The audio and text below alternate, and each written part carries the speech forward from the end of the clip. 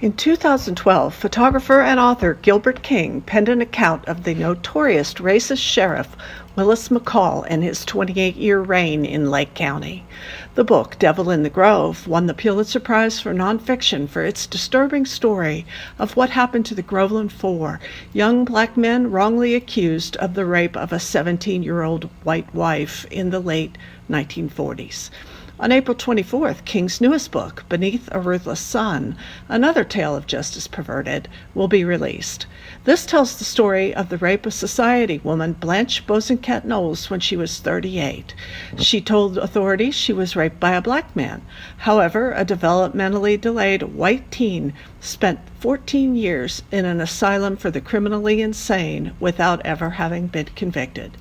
King will speak at a fundraiser for the First Amendment Foundation, the Orange County Historical Society of Central Florida, on May the 14th. This is Lauren Ritchie at the Orlando Sentinel.